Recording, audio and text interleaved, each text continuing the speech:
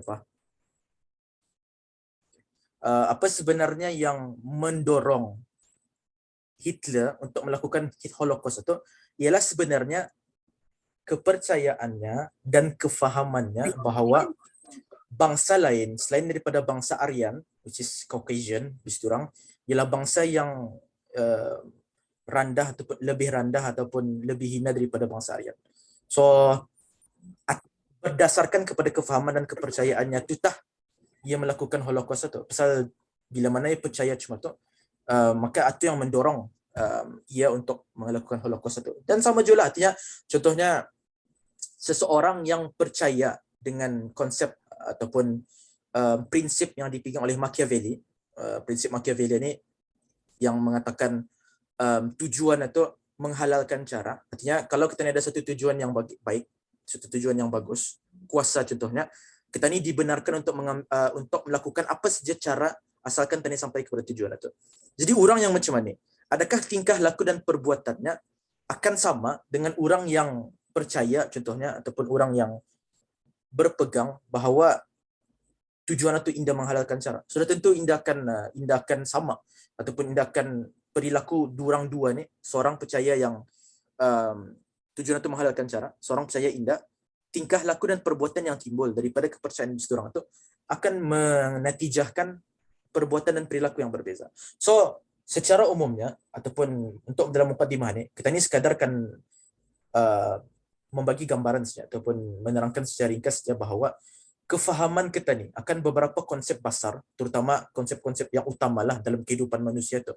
Contohnya konsep itu tu, konsep ketuhanan antaranya, konsep kehidupan ini, konsep kemanusiaan, konsep kebebasan, konsep keadilan, konsep baik dan buruk dan lain-lain. Semua tu, gabungan daripada semua tu secara langsung akan mempengaruhi tingkah laku dan perbuatan seseorang manusia tu. Dan sebenarnya dalam Al-Quran ataupun dalam nas Quran dan Sunnah, terutama sekali Quran, ada mengisyaratkan kepada perkara inilah. Contohnya macam ayat alladzina yu'minuna bil ghaibi wa yuqimunas salata wa mimma razaqnahum yunfiqun. Ya, alladzina yu'minuna bil ghaibi. Artinya siapa orang yang bertakwa tu? Alladzina yu'minuna bil ghaibi. Orang yang beriman dengan perkara yang ghaib. Dan durang wa yuqimunas salah wa mimma razaqnahum yunfiqun. Di sana ada gabungan dua perkara. Yang pertama iman, yang kedua amal.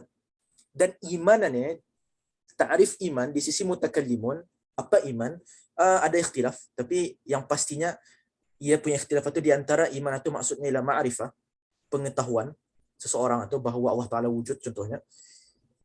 Ataupun ta'rif kedua, hadithun nafs at-tabi' lil ma'rifah. Lintasan hati yang ikut ataupun lintasan hati yang berpandukan kepada ma'rifah, yang berpandukan kepada pengetahuan. Kan halnya iman atau bersepakat semua mutakallimun ahli sunnah mengatakan bahawa iman atau ialah pengetahuan ataupun sekurang-kurangnya balik semula ataupun lazim daripada pengetahuan. Pengetahuan kita ni Allah Ta'ala tu wujud, Allah Ta'ala tu satu, Allah Ta'ala tu berkuasa dan lain-lain. Itu iman. Dan dalam ayat itu iman itu digandingkan dengan amal.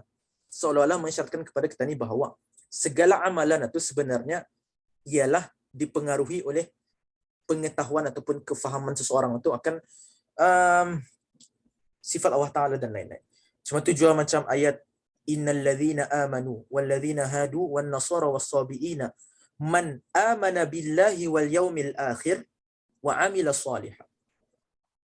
Ya, siapa orang yang beriman atau man amana billahi wal yaumil akhir, konsep iman artinya pengetahuan ataupun lintasan hati yang berkait rapat dengan pengetahuan, wa amila salihah, dan ia beramal soleh. Artinya pengetahuan ataupun kefahaman seseorang itu membawa kesan yang besar ataupun mempengaruhi seseorang itu dalam ia punya perbuatan dan tingkah laku dengan pengaruh yang sangat besar. Sama ada orang itu sadar ataupun tidak sadar lah, consciously ataupun subconsciously. Memang pun kepercayaan seseorang itu akan membagi pengaruh yang besar dalam ia punya tingkah laku dan perbuatan. Jadi yang kita ni kan, oleh sebab kefahaman kita ni akan beberapa konsep itu akan menatijahkan pemikiran. Dan pemikiran itu yang membentuk perilaku dan tingkah laku seseorang itu, maka di antara kefahaman yang paling penting dalam membentuk perilaku dan tingkah laku dan perbuatan seseorang itu ialah kefahamannya akan konsep ketuhanan itu. Kenapa? Pasal bagi seorang yang beriman dengan Allah Ta'ala, ia akan ada satu alaqah, akan ada satu hubungan antara ia dan Allah Ta'ala. Jadi apabila ia sembahyang, puasa, zakat, sedekah dan lain-lain, di sana ia membuat satu perhubungan dengan Allah Ta'ala. Dan perhubungan itu sebenarnya ia berdiri di atas kefahamannya akan konsep ketuhanan. Jadi, kalau dia kefahamannya akan konsep ketuhanan itu, kefahaman yang salah, lambat laun ia akan melahirkan perbuatan dan tingkah laku yang salah juga. Artinya contohnya lah saja. Ini contoh saja. Orang yang percaya bahawa Tuhan itu mesti buat baik arah ia. Ya, Tuhan ini mesti buat baik arah kuatnya. Ataupun orang yang percaya, orang yang faham bahawa hubungan dengan Tuhan ini ataupun konsep ketuhanan ini ialah Tuhan itu mesti wajib membalas baik arah hambanya. So, bila mana ia membuat satu perhubungan dengan Allah Ta'ala, ia sembahyang contohnya, ia nak buat dosa, ia nak buat maksiat, ia akan percaya ataupun ia akan expect bahawa Allah Ta'ala akan sentiasa membagi nikmat arah ke dia. Padahal, kalau mengikut kepada konsep ketuhanan yang lurus, indah cuma tu. So, bila mana ia ditimpa satu musibah yang sangat besar contohnya, selepas ia siang malam beribadah kepada Allah Ta'ala, siang malam ia bersedekah, siang malam ia membuat maksiat, sekali tiba-tiba ditimpa satu musibah yang besar, berhabis, sampai ia, contohnya, ia indah sangka, dengan kefahamannya akan konsep ketuhanan yang salah atau akan mula mengakibatkan ia muncumatun dia jopedah ku semayang tu nya, muncumatun dia jopedah ku puasa, muncumatun dia jopedah ku buat maksiat, beta kun dia semayang, beta kun dia puasa, beta kun buat maksiat, sama juga akhirnya kan Allah Ta'ala bagi bala juga arahku, contohnya, sekali lihatnya kawannya, contohnya yang selalu buat maksiat ni, dia dah kena tipu musibah, contohnya. Ya, bet aku jadi macam kawanku. So, kefahaman seseorang atau konsep ketuhanan sebenarnya sangat penting dalam menentukan perilaku dan tingkah laku serta perbuatan seorang hamba itu kepada Tuhan. Okey.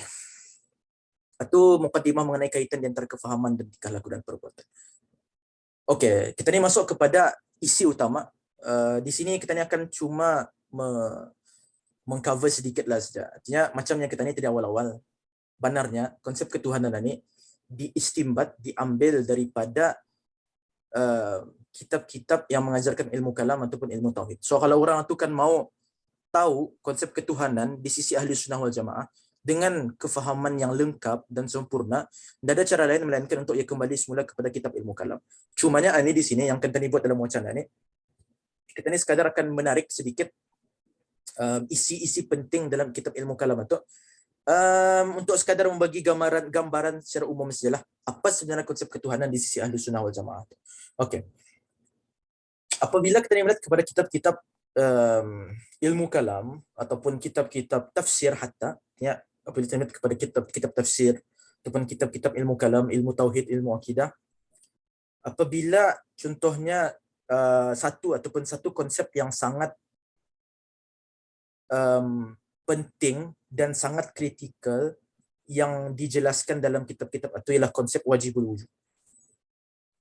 Kalau kita lihat tafsir ataupun kalau kita lihat tafsir para mufassirun untuk lafzul jalalah, arah surah Fatihah contohnya, Bismillahirrahmanirrahim, al-ba wal ism wa lafzul jalalah. Bismillah. Kalau kita lihat tafsir durang arah lafzul jalalah itu, ya majoritinya akan mengatakan alamun li dzatil wajibil wujud. Artinya durang mentafsirkan lafzul jalalah Allah itu sebagai suatu kata nama yang menunjukkan kepada zat yang wajibul wujud. Artinya kan kita ni tahu Allah Ta'ala ni sebagai Tuhan kita ni, ia bersifat dengan banyak sifat. Ia bersifat dengan sifat ilmu, ia bersifat dengan sifat berkuasa, ia bersifat dengan sifat contohnya maha kaya, ia bersifat dengan sifat Rahman Rahim. Tapi dalam mentafsirkan lafzul jalalah yang di-highlight oleh hampir keseluruhan ulama ahlu sunnah daripada kalangan mufassirun dan mutakallimun ialah az-zat al-wajib al-wujud. Al-wajibul wujud itu yang durang highlight. Kenapa? Di sana menunjukkan yang sebenarnya keseluruhan konsep ketuhanan itu dan segala sifat-sifat yang kita ni sabitkan bagi Tuhan itu balik semula kepada prinsip wajibul wujud. Apa wajibul wujud? Secara umumnya wajibul wujud ini artinya kewujudan Allah Taala tu ialah kewujudan yang wajib. Wajib di sini ialah wajib akal lah. Bukan wajib maksudnya kalau buat dapat pahala, kalau anda buat dapat dosa. Tapi dalam hukum akal kita ni ada 3 hukum. Wajib, mustahil sama harus. Ini aku rasa basic lah. Tapi tani cover sikit saja. Wajib artinya mesti ada, mustahil artinya mesti nada, jaiz ataupun mungkin artinya boleh ada boleh nada. So bila mana kita ni mensabitkan bagi Allah Taala yang iaitu wajibul wujud, artinya dengan dalil-dalil ataupun dengan berpandukan kepada hujjah yang pasti dan kukuh, kita ni mensabitkan bahawa Allah Taala sebagai Tuhan bagi alam ini, wujudnya tu wajib hukumnya. Artinya ia mesti ada. Artinya apa lagi? Artinya muntia kita ni andaikan Allah Taala tu nada, akan melazimkan perkara-perkara yang mustahil dari segi akal. Apa contoh perkara mustahil dari segi akal? Contohnya 1/1 = 3. Itu mustahil akal. Wajib akal contohnya apa? 1/1 = 2. Itu wajib akal.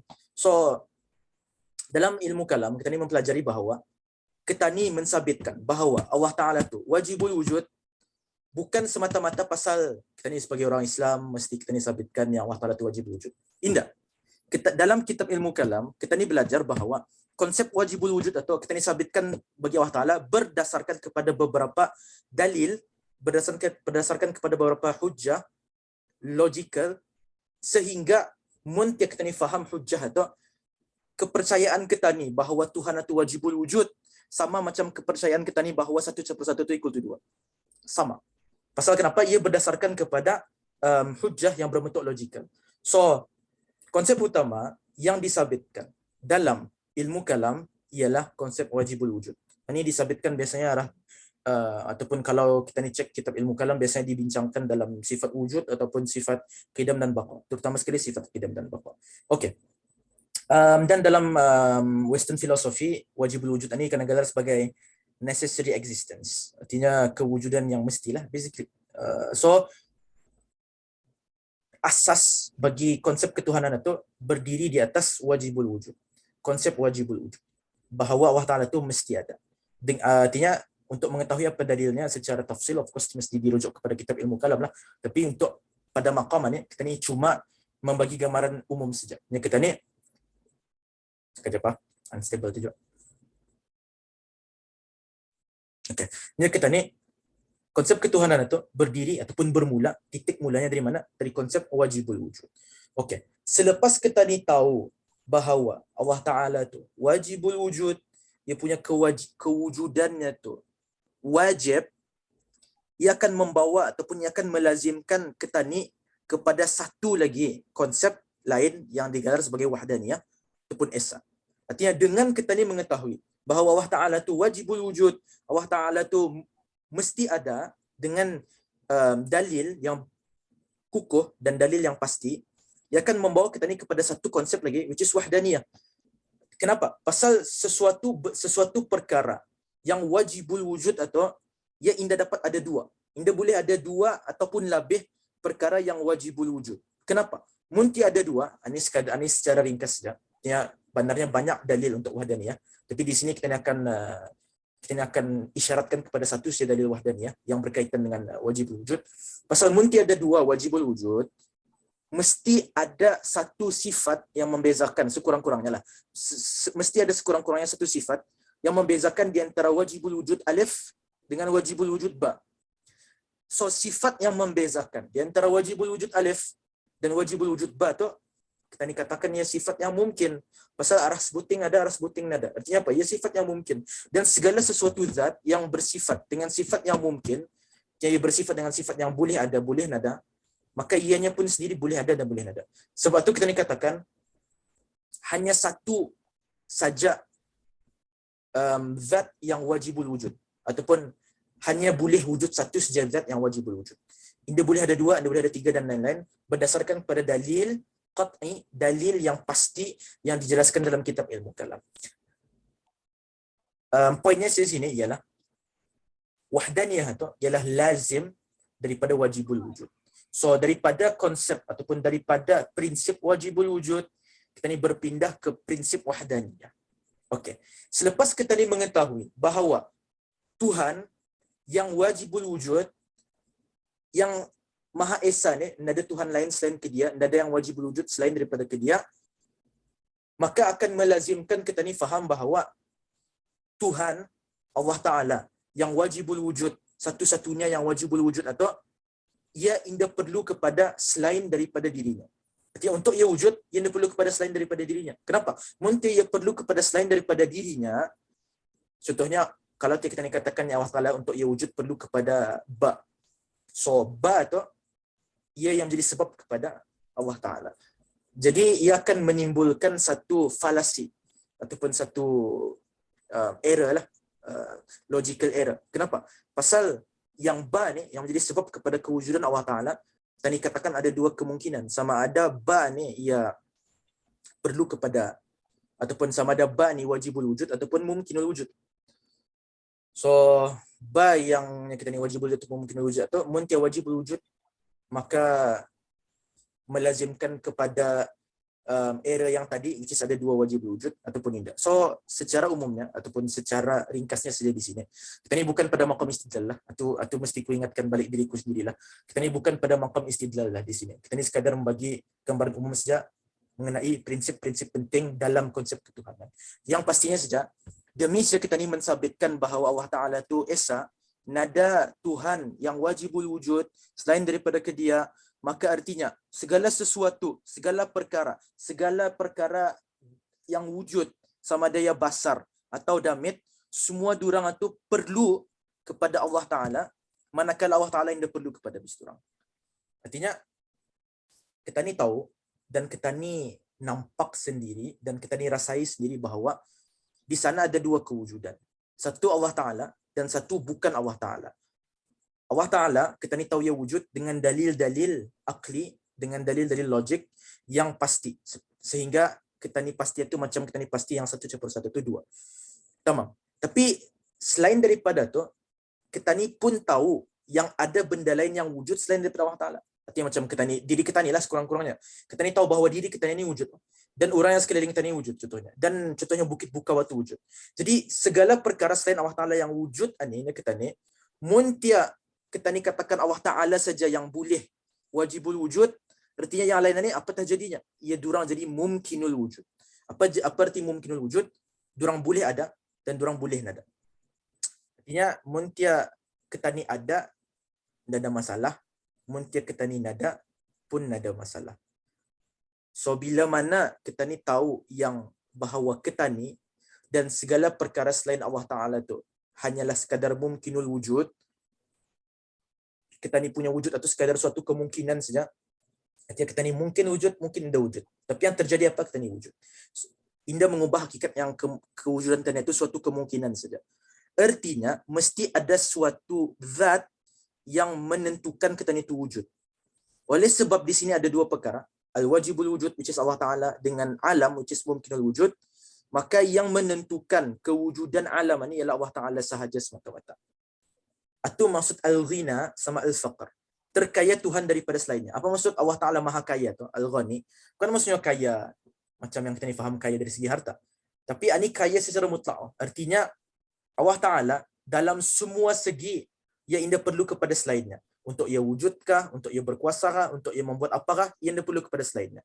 Adapun hamba, artinya selain daripada Allah Ta'ala, ketanian contohnya, ataupun bukit bukau, ataupun sungai, ataupun binatang, dan lain-lain, setiap sesuatu yang kita ni lakukan, hatta kewujudan kita ni sendiri itu perlu kepada Tuhan. Muntia Tuhan kan mewujudkan, barutah kita ni wujud. Muntia Tuhan indahkan mewujudkan, dan kita ni wujud. So, ini konsep al-ghina wal-faqr. Yang mana ia terlazim daripada wahdaniyah. Yang wahdaniyah itu terlazim daripada wajibul wujud. So, kalau kita ni kan menyimpulkan dulu buat masa ni, pertama sekali kita ni tahu yang Allah Ta'ala itu wajibul wujud. Ini asas bagi segala kesempurnaan. Allah Ta'ala ia punya kewujudannya itu wajib, mesti ada. Daripada kefahaman kita ni akan prinsip wajibul wujud atau kita ni otomatik harus tahu yang bahawa segala yang wajibul wujud atau hanya ada satu saja yang wajibul wujud. Tidak dapat ada dua benda yang wajibul wujud. dapat ada dua benda yang mesti ada. Satu saja yang mesti ada. So, itu konsep ataupun prinsip wahdaniyah.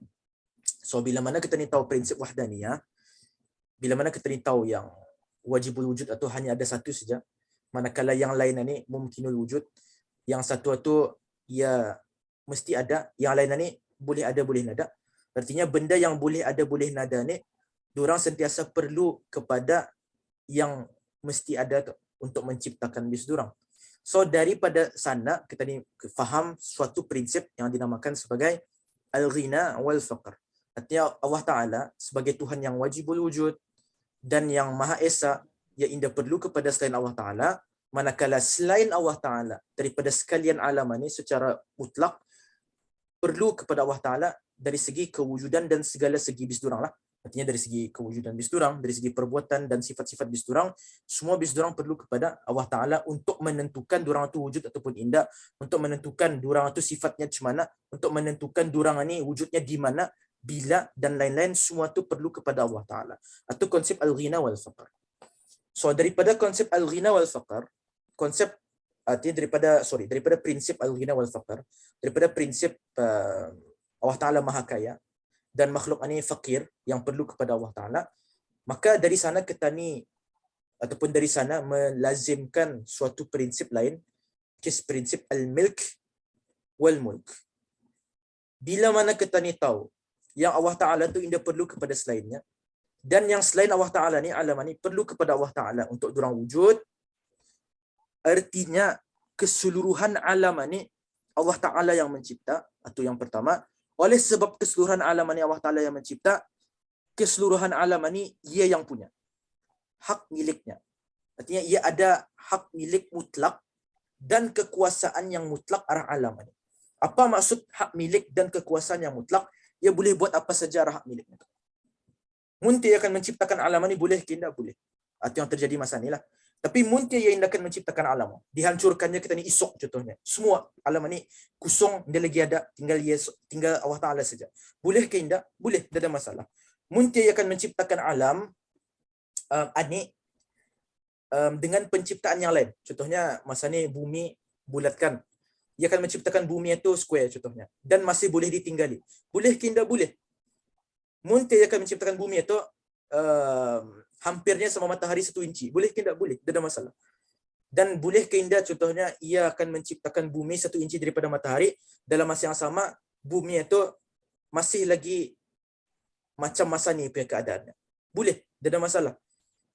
Kenapa? Pasal kesemua alam ni hak miliknya. Dan kesemua alam ni takluk anda kekuasaannya.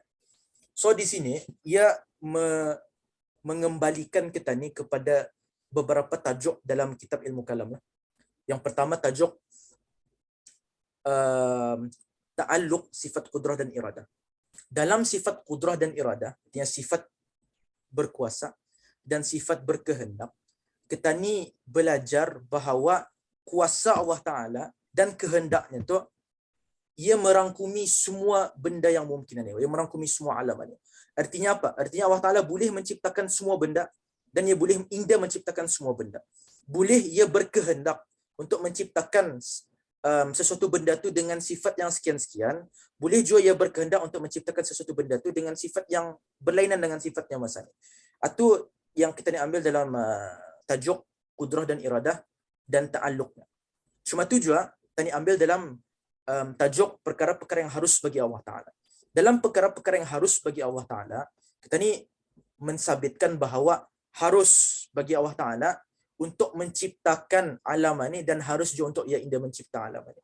Bila mana kita ni katakan harus mencipta alam, harus mencipta alam dan sekalian apa yang wujud daripada alam ini. Boleh ke indah menciptakan kedakuan? Boleh. Boleh ke indah menciptakan? Boleh. Boleh ke indah menciptakan bumi, planet Earth ni, bumi ni? Boleh. Boleh ke indah menciptakan? Boleh. Boleh ke indah menciptakan matahari? Boleh. Boleh ke indah menciptakan matahari? Pun boleh. Tamam. Okey. Kalau kita ni faham konsep ni, al-milk wal mulk, sebenarnya ia menjawab keseluruhan masalah yang timbul di awal-awal sebenarnya. Kenapa? Pasalnya kita ni seluruh alam ni milik Allah Ta'ala. Seluruh alam ni apa? Semua yang selain Allah Ta'ala.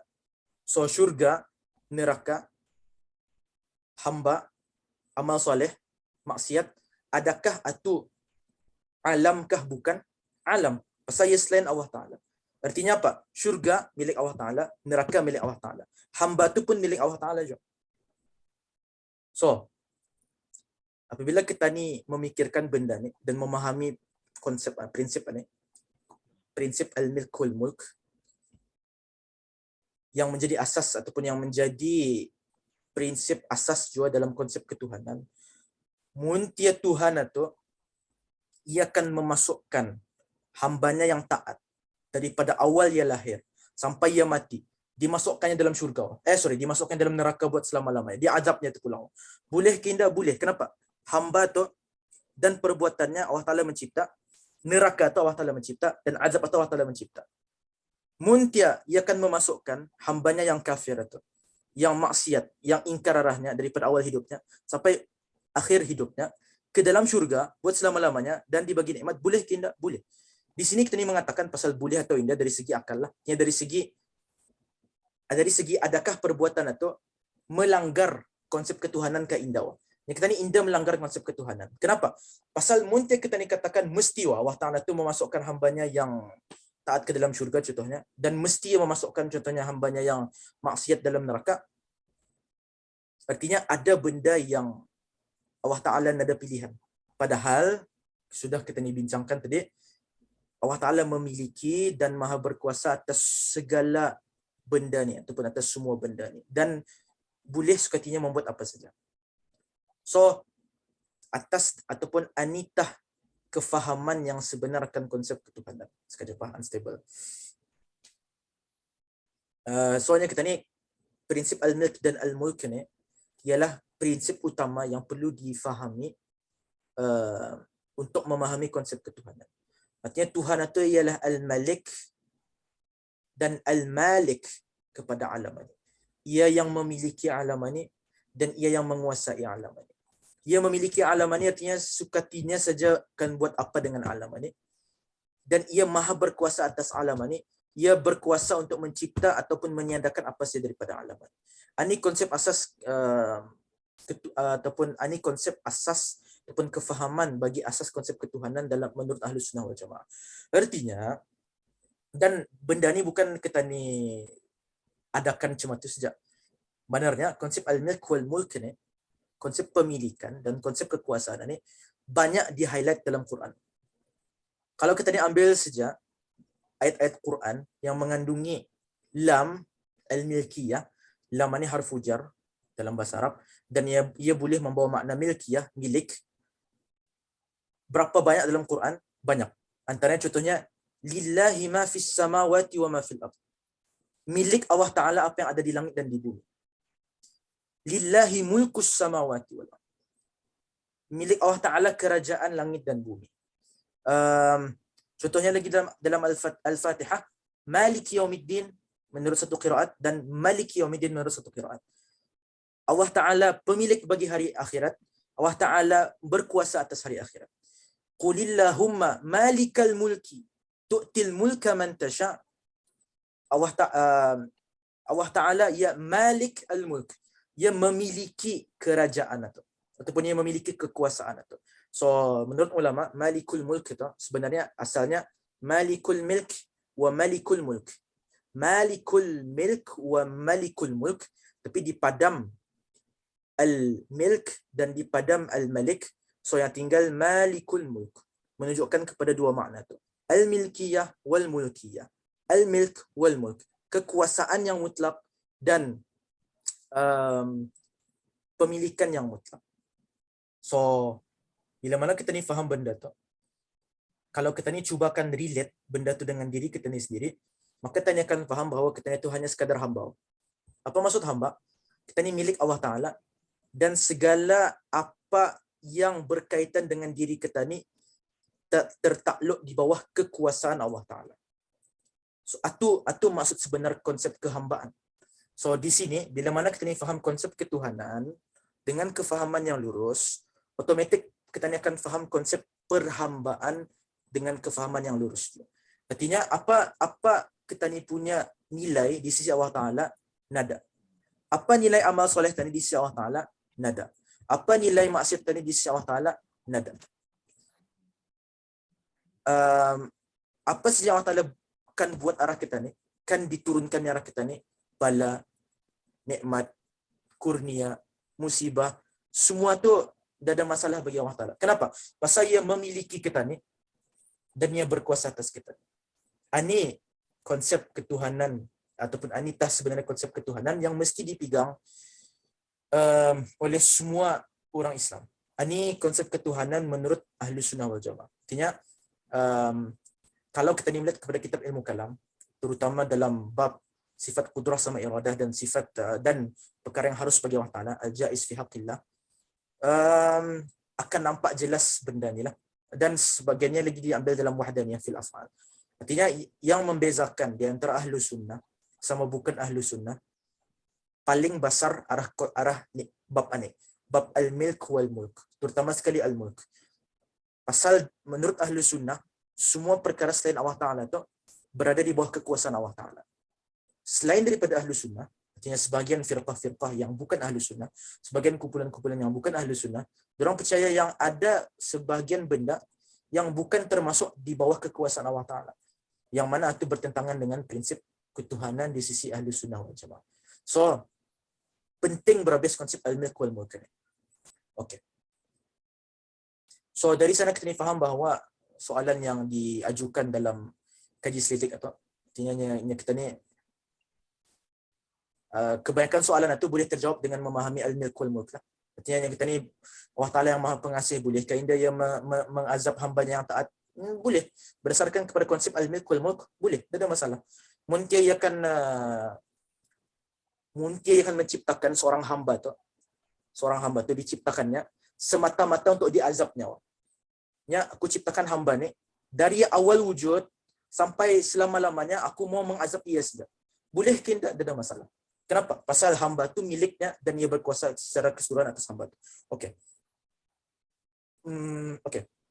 Dan benarnya rahmat Allah dan keadilan Allah Ta'ala ni pada asalnya aku tidak ada plankan memasukkanlah. Tapi oleh sebab bila mana aku melihat jawapan soal kaji selidik itu, banyak yang menyentuh mengenai rahmat dan keadilan Allah Ta'ala dalam jawapannya, terutama jawapan yang ujung lah maksudnya. Kan jawapan ujung itu, apa soalan itu Rita? Sekejap. Kenapa Allah Ta'ala yang Maha Pengasih dan Penyayang itu kan mengazab hambanya di akhirat? Ataupun something macam itulah. Soalannya, jepah, unstable maksudnya. Okey, soalannya yang ku ingatlah sejak ia hampir-hampir macam ni. Mengapa Allah Ta'ala yang Maha Pengasih dan Penyayang ini, ia akan mengazab sebagian hamba di akhirat? So, paling banyak jawapan yang, ataupun tema yang banyak timbul ialah keadilan Allah Ta'ala. Artinya, yang mana itu satu qaul yang masyhur lah. Artinya hanya Allah Ta'ala memasukkan hambanya ke syurga dengan rahmatnya dan mengazab hambanya itu dengan keadilannya. Tapi apa sebenarnya makna keadilan itu? Ataupun apa kefahaman sebenar keadilan itu? Banyak orang faham keadilan ini Allah Ta'ala memasukkan hamba yang taat ke dalam syurga, Allah Ta'ala memasukkan hamba yang ingkar ke dalam neraka. Atunya keadilan itu. Tapi sebenarnya indah. Muntia Allah Ta'ala memasukkan hambanya yang taat ke dalam neraka dan dimasukkannya hamba yang hamba yang ingkar ke dalam syurga, adakah ia keadilan? Ia keadilan. Muntia dimasukkannya semua hambanya ni, dia kira yang taat dan ingkar ke dalam neraka semuanya, adakah ia masih digelar keadilan? Masih digelar keadilan. Muntia Allah Ta'ala masukkan semua hamba yang ke dalam syurga, indah kira yang taat ataupun ingkar, masihkah indah digelar keadilan? Masih digelar keadilan. Dan ini sebenarnya berpaksikan ataupun balik semula kepada makna adil itu dan makna zalim, lawan bagi adil. Okey. Pertama sekali rahmat Allah Ta'ala dan keadilan. Tadi fokus pada keadilan lah. Tinggal sikit ni masanya ni. Jadi adil lawannya zalim. Zalim artinya dari segi bahasa ialah ni dalam bahasa Arab lah. Az-zulm, zalim dalam bahasa Arab maknanya dari segi bahasa ialah at-tasarruf fi haqqil ghair. Menyalahgunakan hak milik orang lain. Artinya contohnya muntia aku karena ataupun aku contohnya sekati-sekati mengambil rumah orang, contohnya aku buat macam rumahku sendiri, aku telah menzalimi orang itu. Orang yang ku salah gunakan hartanya itulah ataupun miliknya itulah. Ataupun contohnya dengan kuasaku, contohnya jawatanku, aku menghukum orang yang salah. Orang itu ada hak, tapi aku menyalahgunakan hak orang itu. Artinya hak orang itu contohnya untuk ia indah dihukum, tapi aku hukumnya contohnya. So atu tah namanya zalim atau ataupun atu asas makna kezaliman. So kalau tadi faham makna kezaliman, bolehkah indah kita ni mengatakan Allah Ta'ala itu zalim? Pebaik munia memasukkan hambanya yang taat ke dalam neraka dan hambanya yang ingkar ke dalam syurga. Boleh ke indah dalam hal ini tani galar Allah Ta'ala zalim? Indah. Kenapa? Pasal dalam hal ini, adakah indah Allah Ta'ala menyalahgunakan hak orang lain? Mana ada?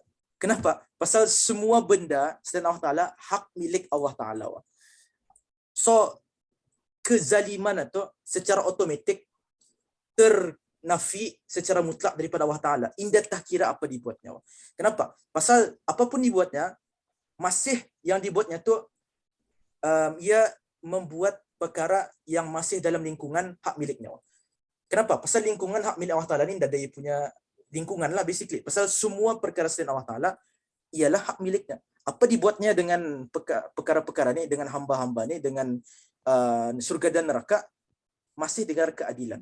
Kenapa? Pasal syurga tu hak milik Allah Ta'ala, neraka tu hak milik Allah Ta'ala, hamba tu pun hak milik Allah Ta'ala. So, dah ada masalah Allah Ta'ala kan contohnya masukkan hamba yang tak dalam syurga kah, hamba yang ingkar dalam neraka kah, ataupun sebaliknya dan lain-lain. Dah ada masalah. Rahmat Allah Ta'ala, apa makna rahmat Allah Ta'ala? Rahmat Allah Ta'ala mengikut kepada mutakallimun ialah sama ada bermaksud Allah Ta'ala tu boleh berkehendak untuk mengurniakan kebaikan, ataupun ia bermaksud Allah Ta'ala memberi kurnia arah hamba. Okey. Dalam kedua-dua makna ni, ia masih lagi rahmat atau tergolong ataupun masih lagi ia difahami melalui konsep al-mulk. Artinya kuasa Allah Ta'ala yang nada limit atau artinya segala sesuatu itu termasuk bawah kekuasaan. Rahmat ialah Allah Ta'ala mencipta kurnia bagi hamba itu ataupun kebaikan. Tapi dalam masa yang sama, kita ni mesti sadar juga, selain daripada Allah Ta'ala itu Ar-Rahman Ar-Rahim, ia pun Al-Muntaqim juga.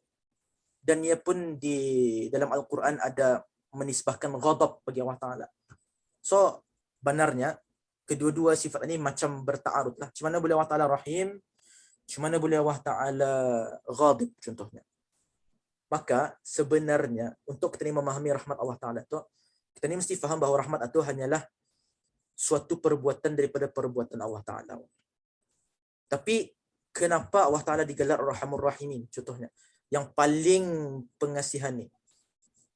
Pasal mun dia kita ni kan mengira kurnia yang dibaginya, sekali kita ni bandingkan dengan azab dan bala bencana yang dibaginya, jauh lagi banyak rahmat dan kurnia dan nikmatnya daripada azabnya.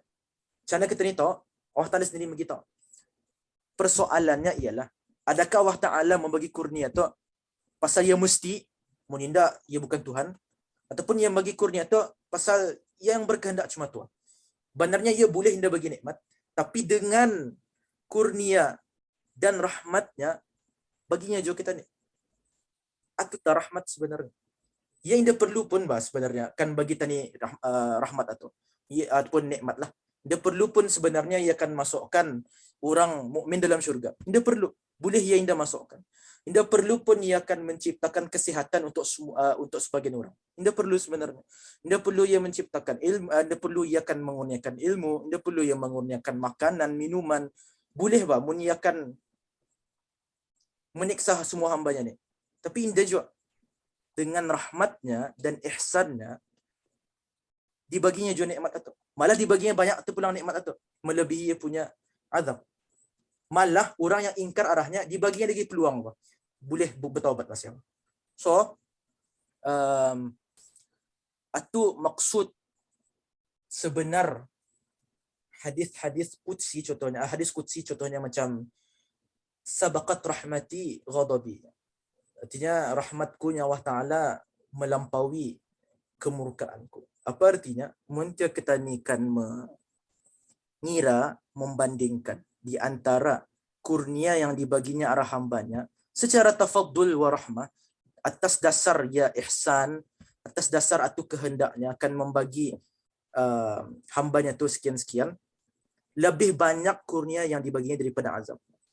Adakah mesti dia buat macam tu? Sebenarnya dia mesti. Tapi kenapa dibuatnya? Semata-mata pasal dia mau lah. Dia akan bagi nikmat arah hambanya pasal dia mau. So, taimatu tah kita ni mula faham makna syukrul mun'im. Syukur kepada yang membagi nikmat. Kenapa? Pada hakikatnya Allah Taala tidak perlu pun bukan bagi nikmat. Pada hakikatnya Allah Taala boleh dia mencipta syurga, ciptakannya neraka saja. So semua hamba yang wujud di muka bumi ini pada masa ni, ndak kira apa dibuatnya, memang confirm ujungnya ke neraka contohnya. Boleh ke tidak boleh. Tapi diciptanya syurga. Dan diciptanya syurga itu lagi luas daripada neraka. Dan segala nikmat dalam syurga itu lagi banyak daripada azab yang di neraka. Dan jumlah ahli syurga lagi banyak daripada jumlah ahli neraka. Dan sebagian ahli neraka boleh dimasukkan dalam syurga. Perlu kata ia buat semata? Mesti kata ia buat semata? Adakah orang memaksa ia buat semata? Mana ada? Semua ia punya. Tapi pun semata dibuatnya juga. Dibaginya juga nikmat itu. Atutah, tema tutah mula timbul dalam diri kita ni sebenarnya kewajipan ataupun faham kita ni kewajipan syukrul mun'im itu. Mensyukuri Allah Ta'ala yang bagi nikmat itu. Ia yang dia perlu pun bagi nikmat. Baginya juga. Bukan lagi sedikit, baginya banyak. So, di sana kita ni faham konsep syukrul mun'im itu. Mensyukuri Allah Ta'ala yang bagi nikmat. Muntianya kita ni katakan wajib sebenarnya Allah Ta'ala yang bagi nikmat. Yang kita ni daripada hakikat ketuhanan itu, ia mesti bagi nikmat. Mana payah tadi minta, mana payah kita ni bersyukur. Memang pun ia mesti bagi nikmat arah kita ni. Dan ada pilihan pun Tuhan itu. Mesti bagi nikmat. Tapi yang kita ni tidak. Allah Ta'ala sebenarnya ada pilihan. Boleh ia indah bagi nikmat langsung. Tapi dibaginya, malah dibaginya banyak. Dibaginya banyak, bukan lagi banyak sedikit. Tapi banyak berhabis sampai kalau dikira nikmat sama ia punya azab, macam azab itu tidak ada. So, tema itu wajib kita ni bersyukur itu. Dan itu bawa kita ni kepada konsep sabar dan syukur. Artinya, apa implikasi kefahaman yang betul untuk konsep ketuhanan ni, arah kehidupan si hamba? Ia nampak secara ketara dalam dua keadaan. Dan benarnya kehidupan seorang hamba tu hanya berada dalam dua keadaan inilah. Sama ada yang menerima nikmat ataupun menerima musibah. Ini tangannya putaran kehidupan si hamba. Nikmat benda yang ia suka. Apa tu namanya? Musibah benda yang dia suka. Jadi putaran hidup si hamba ni dua ni saja. Implikasi konsep ketuhanan ataupun kefahaman konsep ketuhanan yang lurus itu akan nampak bila mana dilanda musibah dan bila mana dilanda kenikmatan. Bila mana dibagi kurnia Allah Ta'ala dan dibagi nikmat, sadar ya yang benarnya yang dah layak pun mendapat nikmat itu. Sadar ya yang sebenarnya Allah Ta'ala indahkan bagi nikmat, dah ada masalah. Sadar ya benarnya ia sebagai hamba indah layak menerima apa-apa nikmat dan kurnia daripada Allah Ta'ala. Tapi kena bagi juga. Tema tu ia sadar yang sebenarnya ataupun wajib arahnya bersyukur ataupun berterima kasih kepada Allah Ta'ala tu. Dan kalau ia lebih fikirkan lebih dalam lagi, bila mana ia bersyukur contohnya cakap Alhamdulillah, ia bersyukur itu sendiri nikmat Allah Ta'ala sebenarnya kan. Artinya, ia bersyukur atau siapa yang menciptakan ataupun siapa yang membagi taufik arahnya untuk bersyukur? Allah Ta'ala. Jadi adakah ia layak sebenarnya untuk bersyukur? Tidak layak. Bila mana ia faham benda tu, ia akan bersyukur lagi sekali, dan sampai akhirnya ia akan sadar bahawa kita ni sebenarnya kita ni sebagai hamba lemah daripada bersyukur dengan syukur yang layaknya bagi Allah Ta'ala.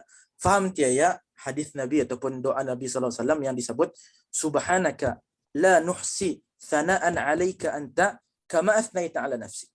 Maha suci engkau ya Allah.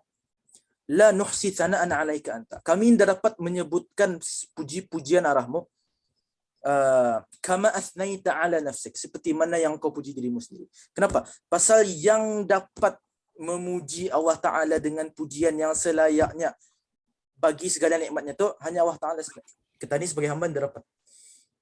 Dan cuma tu juga apabila ditimpa musibah, ia akan sadar bahawa musibah itu sebenarnya perbuatan Allah Ta'ala, dan Allah Ta'ala tu pemilik bagi seluruh alam ini, dan dia sadar bahawa Allah Taala tu apa tu namanya, ia maha berkuasa atas segala alam ini, so ia boleh lakukan apa saja kepada alam ini. Maka apabila ditimpa musibah, ia bersabar, ia hindarkan mengomplain, ia hindarkan ingkar, hindarkan mempersoalkan, ya Allah kenapa Tuhan buatku macam ni. Dia akan mempersoalkan pasal ia sadar yang ia tu hamba milik Allah Taala, apa yang Allah Taala buat arahnya mana saja. Dan bila mana ia sabar, di sana ia faham bahawa kesabarannya itu sendiri Allah Taala mengurniakan. So tema tu faham tiaya ayat Al-Quran, fasbir wa ma sabruka illa billah. Bersabarlah, wa ma sabruka illa billah. Dan tiadalah sabarmu itu melainkan dengan Allah. Maksudnya sabarnya itu sendiri Allah Taala mengurniakan ataupun salah satu daripada nikmat, maka bertukar daripada sabar ke syukur. Pasal sabar itu sendiri satu nikmat.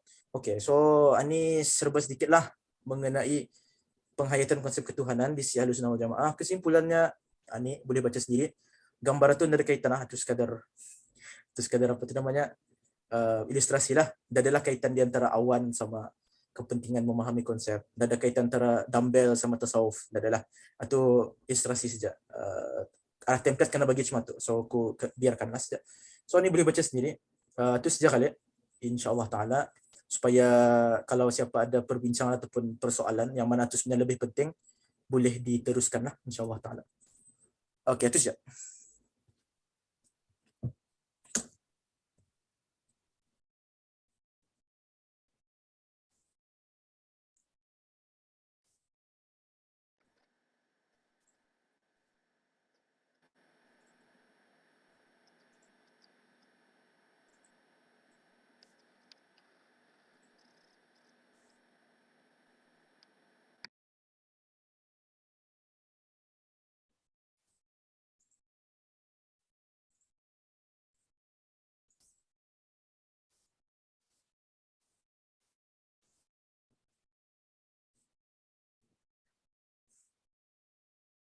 Kalau ada apa-apa soalan, ada apa-apa permasalahan yang akan dimangkitkan ataupun ada yang kurang faham daripada tadi itu, boleh itulah teks. Wa iyyakum jami'an.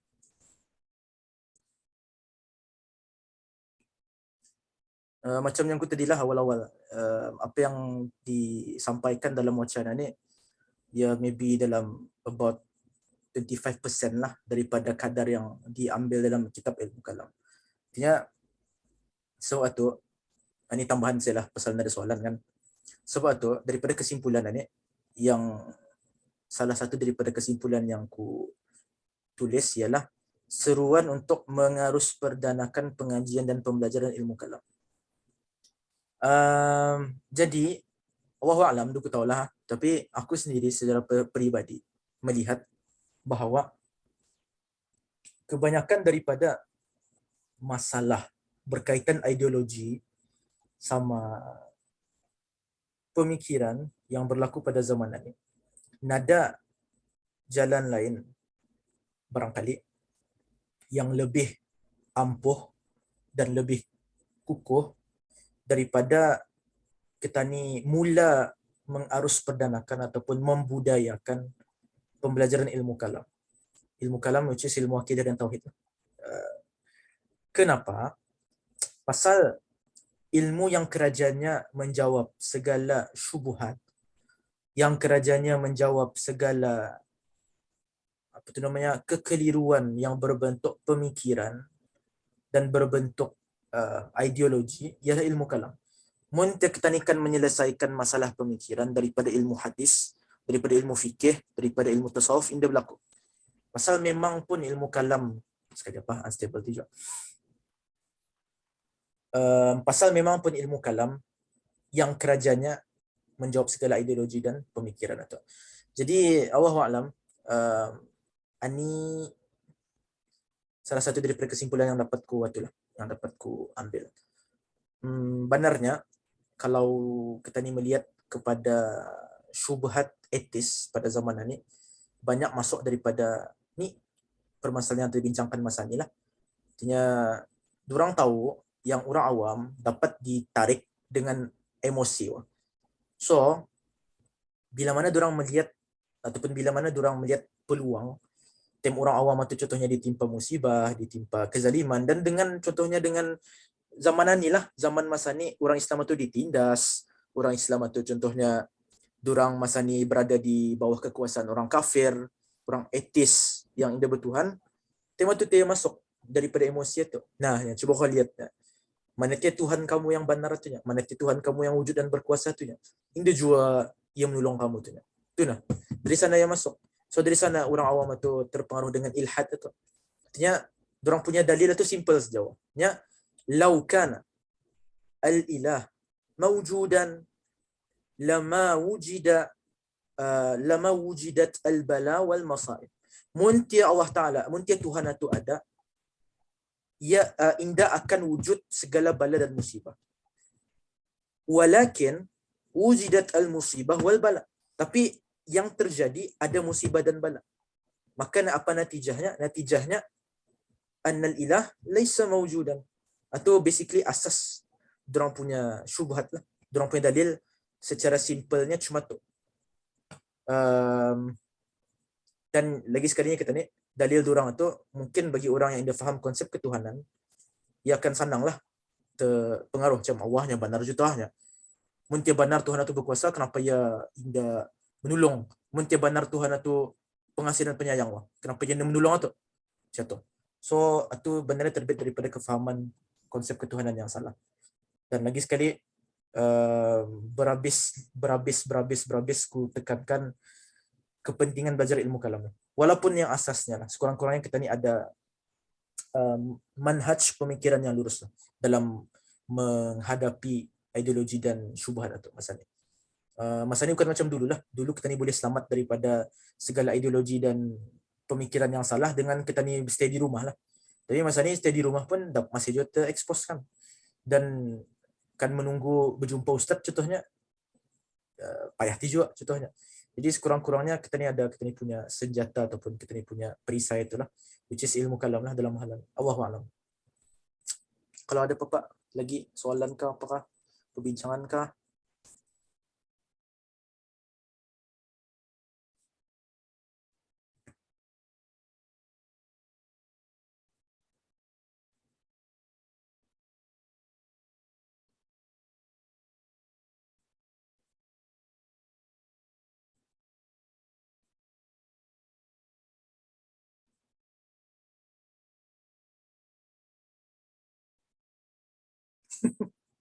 Dan moderator. Tu ada satu soalan, ada satu soalan lah, sabar. Sabar, ada soalan. Kan bertanya. Ini soalannya. Apa tujuan Allah Ta'ala mencipta ketaatan dan larangan sedangkan Allah Ta'ala berkehendak memasukkan hamba-Nya ke dalam syurga atau neraka? Apa tujuan Allah Ta'ala mencipta ketaatan dan larangan? Ataupun ketaatan dan maksiat lah kali. Sedangkan Allah Ta'ala berkehendak memasukkan hamba-Nya ke dalam syurga atau neraka. Ia balik jauh semula kepada konsep al-milk wal mulk, konsep Allah Ta'ala memiliki semua benda dalam alam ini dan Allah Ta'ala berkuasa atas segala benda. Frankly, kalau kita akan jawab soalan ini secara direct, cukup tadi mengatakan pasal ia berkuasa untuk buat cuma tu, maka ia buat cuma tu. Tapi montia, maksud tujuan di sini. Okay, yang pertama sekali, banyak perkara akan dibincangkan lah. Yang pertama tujuan. Allah Ta'ala bukan macam kita ni. Kita ni buat sesuatu ada tujuan. Pasal kenapa? Pasal kita ni perlu kepada benda tu. Artinya, contohnya kita ni, apa tu namanya, kita ni kan belajar pasal tujuan kita ni kan pandai. Kita ni contohnya berjalan, tujuan kita ni kan membali belah. Tapi Allah Ta'ala bukan cuma tu. Artinya Allah Ta'ala bukan ia membuat perkara tu ataupun ia menciptakan suatu perkara tu pasal ia akan mau something. Sekali apa? Unstable masalah. Nya kita ni Allah Ta'ala menciptakan apa saja perkara, bukan ada satu maslahat ataupun sesuatu yang ia maulah daripada ciptaannya tu. Macam kita ni. Okey, itu satu perkara. Yang kedua, untuk menjawab soalan ini, balik semula kepada konsep milk sama mulk, milik dan kekuasaan. Ketaatan dan maksiat, adakah ia termasuk dalam kuasa Allah Ta'ala? Atau syurga dan neraka, adakah ia termasuk dalam kekuasaan Allah Ta'ala? Atau So adakah layak untuk Allah Taala menurunkan satu set of perintah dan larangan buat hambanya? Boleh, tidak ada masalah. Dan boleh ke Indah contohnya ia mengaitkan di antara larangan sama perintah itu dengan syurga atau neraka, boleh. Okey. Apa analoginya? Analoginya macam ni. Muntia contohnya kita ni semua ni hamba yang bekerja arah satu istana milik seseorang pemerintah contohnya. So pemerintah itu pun kita ni tahu yang ia memiliki kita ni, dan kita ni tahu yang ia boleh buat apa sejarah kita ni. Sama ada ia akan bagi kita ni hadiah ataupun menyeksa kita ni lah disebabnya kita ni contohnya. Tapi pemerintah itu berkehendak, ia mahu supaya ni satu peraturan yang kamu mesti ikut. Mun kamu taat, ku masukkan kamu dalam syurga. Mun kamu indah taat, ku masukkan bukan syurga neraka lah. Ni pemerintah kan. Mun kamu taat, ku bagi kamu hadiah. Mun kamu indah taat, ku sebat kamu. So kita ni sebagai hamba, adakah kita ni akan cakap, dia jumpa payah ni, ia meletakkan peraturan ni. Boleh je ia bagi hadiah sama sebatan sekati-sekatinya. Andang boleh. Tapi ia mau ada peraturan. So dibuatnya peraturan itu. Supaya dan dikaitkannya dengan dikaitkannya dengan hadiah dan hadiah dan sebatan itu. Itu satu perkara. Perkara kedua, Allahu a'lam, aku teka saja soalan ini ada kaitan dengan satu permasalahan dalam ilmu tauhid namanya af'alul ibad, perbuatan hamba. Artinya atas dasar apa Allah Taala menghukum hamba itu atas perbuatan yang ia sendiri mencipta. Kalau itu tujuan soalannya, itu perlu kepada satu wacana yang ahli-ahli lah. Pasal persoalan af'alul ibad ni, siapa yang ikut muzakarah ilmu kalam tahulah, ia satu persoalan yang perlu kepada penjelasan yang panjang dan dialog yang panjang lah. Tapi itu saja singan-singan jawapan yang dapat ku bagi berdasarkan kepada masa. Tapi mun tia kan bertanya lebih lanjut, boleh lepas ni teks lah. Saya yang bertanya ni aku kenal lah. Okey tu. So tuan moderator ada. Assalamualaikum. Waalaikumsalam. Assalamualaikum. Waalaikumsalam warahmatullahi. Ada soalan di sini. Mengikut konsep tadi itu, artinya bolehkah Tuhan atau menciptakan sesuatu yang sia-sia? Kah tidak? Okey. Perlu kita ni faham dulu apa makna sia-sia itulah. Ini mesti bezakan antara sia-sia dengan penisbahan kepada ketani dengan sia-sia penisbahan kepada Allah Ta'ala. Sia-sia untuk ketani, boleh ketani nisbahkan arah ketani. Pasal kenapa? Pasal ketani sebagai hamba masih bergantung arah asbab dan musabab. Oleh sebab ini masih bergantung arah asbab sama musabab. So setiap perbuatan ketani itu, ketani katakan mesti perbuatan ketani itu ada tujuannya sesuatu. Pasal untuk ketani mencampaikan tujuan ketani itu, mesti ketani buat perbuatan itu. Itu untuk hamba. So muntia si hamba itu membuat suatu perbuatan yang nada membagi apa-apa faedah, bolehlah kita ni katakan sia-sia je yang kau buat itu. Boleh. Tapi Allah Ta'ala, apa saja yang ia mau buat, ia boleh buat, ia boleh cipta, ia boleh tidak cipta.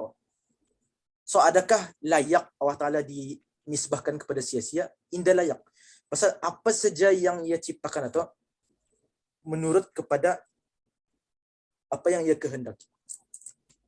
Artinya, mesti kita ni faham maksud sia-sia lah dulu. Sia-sia bagi hamba boleh kita ni nisbahkan sia-sia. Mun ia membuat perkara yang ada guna. Kenapa? Pasal guna tu maslahat atau si hamba tu mesti buat dulu baru dia dapat maslahat. Contohnya si hamba tu antara faedah yang ia kan mau, contohnya ilmu. So untuk ia dapat ilmu tu mesti ia belajar. Belajar tu ia perlu belajar untuk dapat ilmu. Itu untuk hamba. Kedepan stable.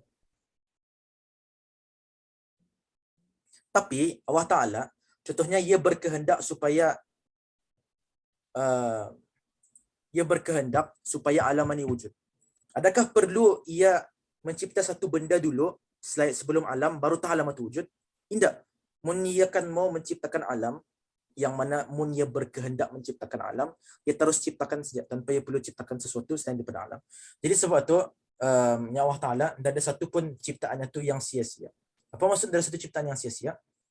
Tidak ada satu perkara pun yang Allah Ta'ala ciptakan itu yang indang ngam dengan ia punya kehendak. Manusia ada perbuatan yang sia-sia. Mun dia indang ngam seperti mana yang ia cita-citakan. Faham ke tak? Artinya itu beza sia-sia antara hamba dengan Allah Ta'ala.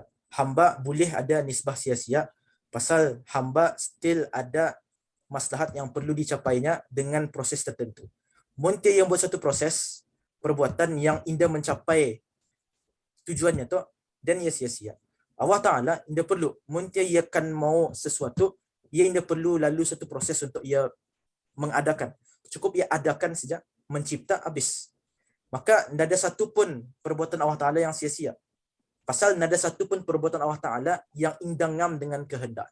Itu maksudnya perbuatan Allah Ta'ala itu tidak ada yang sia-sia. Tidak ada sia-sia pasal tidak ada satu pun perbuatannya itu yang indangam dengan kehendaknya. Manusia ada sebagian perbuatannya yang indangam dengan cita-citanya, maka perbuatannya tidak sia-sia. Itu makna perbuatan Allah Ta'ala itu tidak ada yang sia-sia. So, indah dapat dan dikatakan Allah Ta'ala mencipta perkara yang sia-sia lah. Indah dapat. Dan itu bertentangan dengan nas yang banyak lah. Afahasibtum annama khalaqnakum abatha. Adakah kamu menyangka kami menciptakan kamu sia-sia? Artinya apa maksud sia-sia tu? Indah ngam dengan kehendak Allah Ta'ala. Itu maksud sia-sia di sisi ahli sunnah. Indah ngam dengan kehendaknya. Okay, ada lagi? Ujung-ujung ni macam ujung-ujung ni terpulang. Okay, ada lagi satu soalan. Bolehkah orang taat atau Allah Ta'ala masukkan ke neraka? Boleh atau hanya untuk menerangkan sifat milik mulk irada Allah Ta'ala atau memang masa hadiran Allah boleh melakukan macam itu, tapi inna Allah la yukhliful mi'ad. Okey, ini satu soalan yang bagus. Tadi mesti bezakan antara dua perkara. Satu, dari sudut boleh dari segi hukum akal. Satu dari sudut apa yang Allah Ta'ala bagi tahu arah kita ni.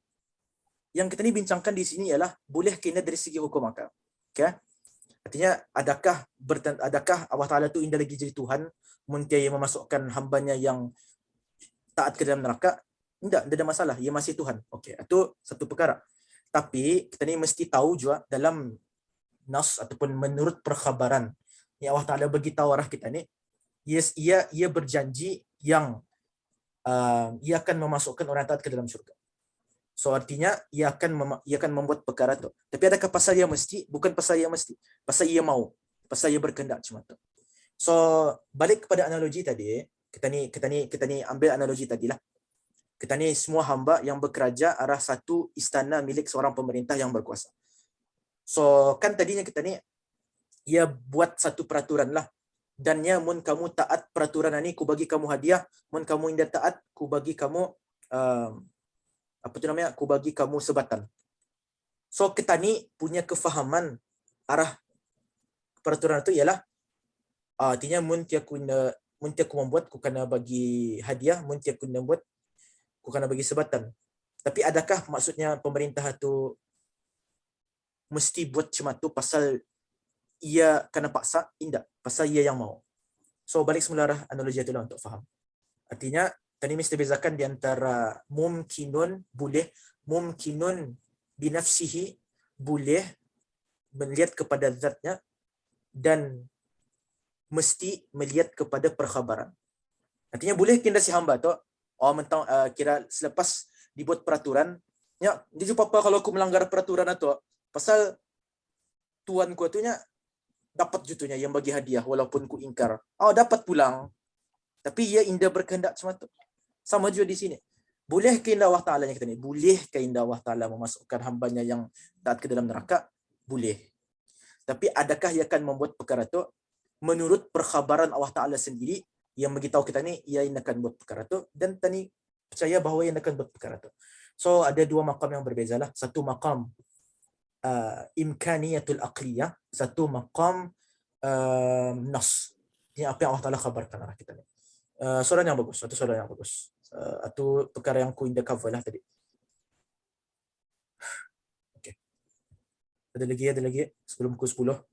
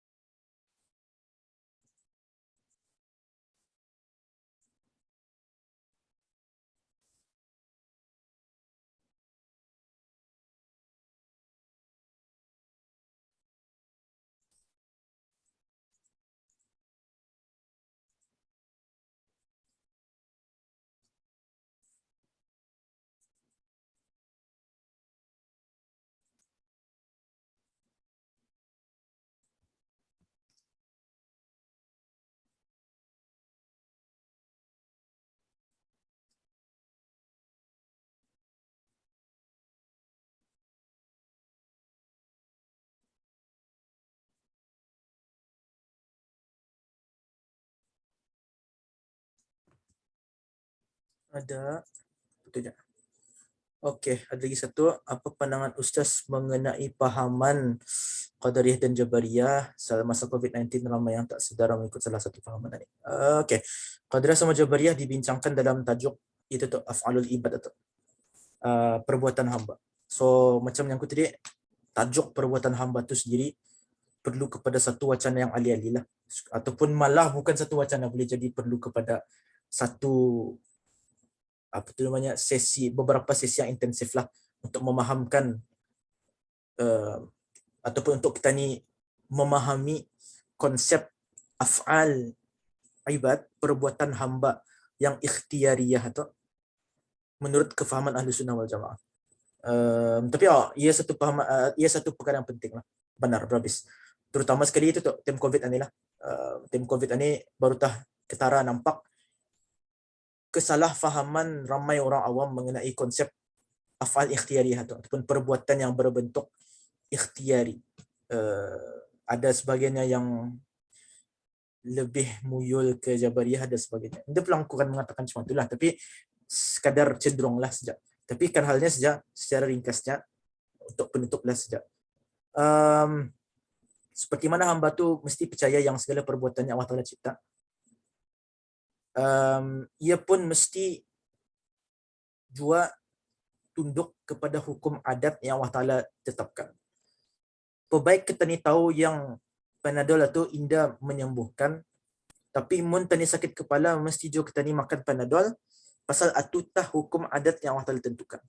Atau ia punya itulah sejak ringkasan untuk af'alul ibad lah. Tapi insya-Allah Ta'ala mun tiada rezeki barangkali atau cadangan untuk tajuk wacana yang seterusnya lah. Dia belum tahu seterusnya tu bila. Boleh jadi batah lagi. Ikutlah. Tapi Allah untuk memahami persoalan ini dengan mendalam dan terperinci perlu kepada wacana ataupun perlu kepada beberapa, aku tahu lah mungkin satu sesi ataupun beberapa sesi, Wallahualam, mesti didesain lagi lah benda tu.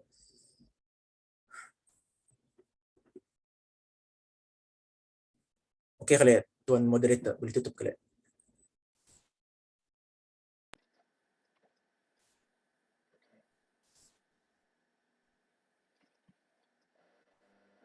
Kalau ada lagi persoalan ataupun barangkali masih malu-malu kali, boleh juga mengajukan arah apa namanya itu WhatsApp, boleh DM oleh Ustaz ya. Ataupun anukah Insta kah saja leluhur boleh juga, mana sajalah, mana yang dirasakan atau selesa, mana saja. Okey. Jadinya sekali lagi terima kasih kepada Yang Mulia Ustaz dan junjung kasih dan berterima kasih juga kepada semua yang hadir pada malam ini. InsyaAllah mudah-mudahan ini bukan sesi yang terakhir. InsyaAllah pihak leluhur mengusahakan akan ada apa namanya itu siri wacana ilmiah pada sesi-sesi yang akan datang insya-Allah. Jadinya untuk itu kita ni akhiri dengan bacaan surah Wal 'Asr. Bismillahirrahmanirrahim. Wal 'Asr innal insana lafi khusr illa alladhina amanu wa 'amilus shalihat wa tawasaw bil haqqi wa tawasaw bis sabr wa tawasaw. Sadaqallahul azim. Itu saja kali. Assalamualaikum warahmatullahi wabarakatuh. Waalaikumsalam warahmatullahi wabarakatuh.